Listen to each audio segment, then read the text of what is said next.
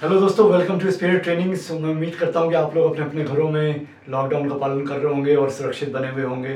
दोस्तों, आज के वीडियो में हम बात करेंगे कनेक्टिंग द डॉट्स थ्योरी के बारे में। तो क्या है ये थ्योरी? इसको समझने के लिए हम एक कहानी का सहारा लेंगे और वो कहानी जो मैं आपको सुनाऊंगा तो वो एक्सप्लेन करेगी कि कनेक्टिंग द डॉट्स है क्या और क्यों ये एक बैकवर्ड प्रोसेस है, प्रेजेंट टू पास्ट।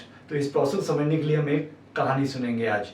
दोस्तों, अगर अभी तक आपने मेरा चैनल सब्सक्राइब नहीं करा है तो प्लीज़ सब्सक्राइब कर लीजिए और बेल आइकन दबाना ना भूलिएगा। तो चलिए शुरुआत करते हैं कनेक्टिंग द डॉट स्टोरी के बारे में। तो ये स्टोरी के जो हमारे नायक हैं वो कौन है?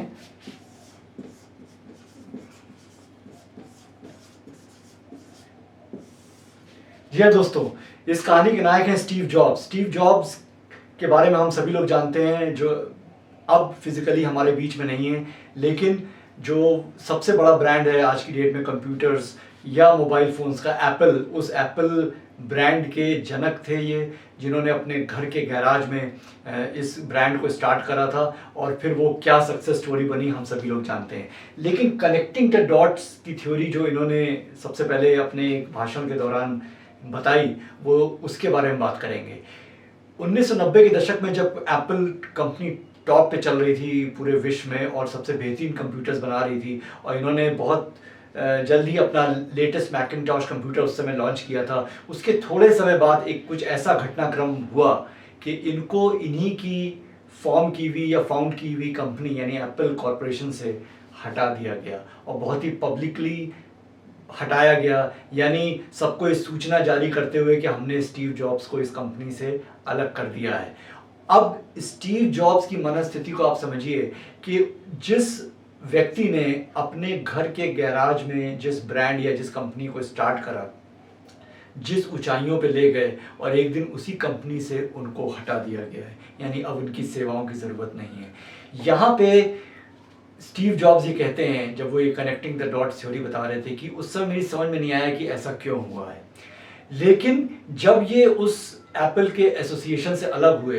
तो ये इन्होंने सोचा कि अब मैं अपने पास्ट को नहीं देखूंगा, मैंने क्या कर रहा है और मैं क्या करके आया हूँ, इस समय मैं क्या कर सकता हूँ, एप्पल से अलग होने के बाद मैं क्या कर सकता हूँ। इन्होंने एक नहीं दो नई कंपनीज स्टार्ट करी और उसके नाम आपके सामने हैं। जी हाँ दोस्तों, पिक्सर और नेक्स्ट, इन्होंने दो नई कंपनी स्टार्ट करी। पिक्सर के बारे में बता दूं, ये वर्ल्ड की पहली एनिमेशन मूवीज बनाने वाली कंपनी थी और टॉय स्टोरी बहुत फेमस कार्टून मूवी थी, एनिमेशन मूवी थी, उसको इन्होंने सबसे पहली बार बनाया और ये पिक्सर और नेक्स्ट इतने बड़े लेवल पे पहुंचा दिया इन्होंने इन दोनों कंपनीज को कि अल्टीमेटली एप्पल को इन दोनों कंपनीज को मर्ज करना पड़ा। और मर्ज करने की शर्त केवल एक ही थी इनकी तरफ से कि हम तभी मर्ज करेंगे जब I will be back as a CEO और हेड ऑफ एप्पल कॉरपोरेशन। तो ये वापस CEO बने एप्पल कंपनी के और उसी कंपनी में वापस आए, उसी पोजीशन पे जिस पोजीशन पे छोड़ के गए थे या जिनको हटाया गया था। तो आगे ये बताते हैं कि मुझे उस समय समझ में नहीं आया था कि ऐसा क्यों हुआ है या किस कारण से हुआ है। कनेक्टिंग द डॉट का मतलब ये है कि जब ये उस शिखर पे पहुंच गए तब मुझे समझ में आया कि एप्पल से अलग होना मेरे लिए बहुत फॉर्चुनेट था, बहुत भाग्यशाली घटना थी, क्योंकि उसके अलग होने के बाद इन्होंने दो कंपनीज स्टार्ट करी और उसको उन्हीं ऊंचाइयों पे ले गए जिस पे ये एप्पल को लेके गए थे और फिर एप्पल में वापस आना और एप्पल और मजबूत कंपनी बन के आई सामने और बाद में एप्पल आईफोन्स लॉन्च हुए, आपको पता ही है कि वो कितनी बड़ी सक्सेस स्टोरी बनी। तो इनके लिए कनेक्टिंग द डॉट्स का मतलब था कि जब वो घटना घट रही है तो हमें समझ में नहीं आता है कि ये घटना हमारे साथ क्यों हो रही है, उसको हम कई बार नेगेटिव मान लेते हैं, हमें लगता है ये हमारे साथ ही क्यों हो रहा है। इतनी बुरी स्थिति में भी जो लोग पॉजिटिव एटीट्यूड के साथ काम करते हैं, जो लोग अपनी मन स्थिति बिगड़ने नहीं देते हैं, जो लोग अपने इमोशंस पे कंट्रोल रखते हैं और अपने लक्ष्य को फिर से एक नया लक्ष्य अपने सामने रखते हुए काम करते हैं, वो नई ऊंचाइयों पर पहुंचते हैं। और जब वो पीछे मुड़ के देखते हैं तो उन्हें समझ में आता है कि ऐसा जो हुआ था शायद ये सक्सेस स्टोरी दोबारा बननी थी, शायद इसीलिए वहाँ से हम अलग हुए थे। तो कनेक्टिंग द डॉट्स का मतलब ये है कि जो इस समय आपके साथ हो रहा है एट प्रेजेंट, उससे विचलित होने की ज़रूरत नहीं है, उसको वैसे ही लीजिए जैसा आ रहा है। आप बदल नहीं सकते हैं परिस्थितियों को, बहुत सारी चीज़ें आपके हाथ में नहीं होती हैं, लेकिन उनका सामना कर सकते हैं।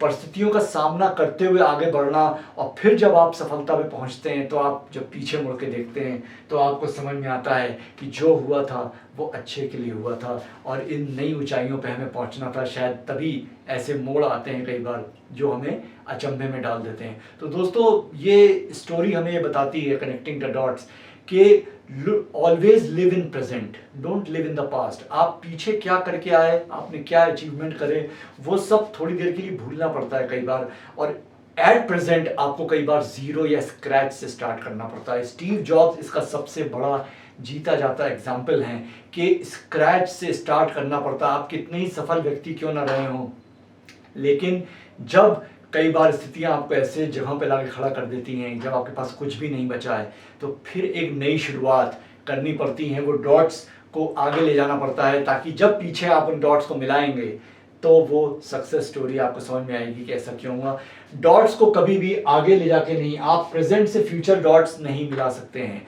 डॉट्स जब भी मिलेंगे तो प्रेजेंट से पास्ट, यानी प्रेजेंट में काम करते रहिए, फ्यूचर अपने आप बनता जाएगा। सो दोस्तों, मैं उम्मीद करता हूँ कि आपको ये आज की कहानी पसंद आई होगी, और ये जो कनेक्टिंग द डॉट्स है, इससे हमें सीख ये मिलती है कि always live in the present and work for the future, but live in the present.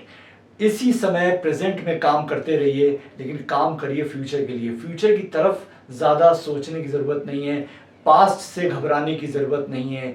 जो भी आपके हाथ में है वो इस समय है, तो प्रेजेंट को जीना बहुत ज़रूरी है और भरपूर जीजिए। तो ये हमारी आज की वीडियो में हमने इस कनेक्टिंग द डॉट्स के बारे में, आपको ये वीडियो कैसा लगा मुझे ज़रूर बताइएगा कमेंट सेक्शन में, और मैं उम्मीद करता हूँ आपको ये वीडियो पसंद आया होगा। अगर पसंद आया तो इस चैनल को सब्सक्राइब करिएगा और इस वीडियो को आप शेयर भी करिएगा। सो दोस्तों, आज का सफ़र यहीं तक। बहुत बहुत धन्यवाद, और मैं अपने अगले वीडियो में बहुत जल्द आपसे मिलूँगा। तब तक के लिए नमस्कार, थैंक यू, बाय बाय।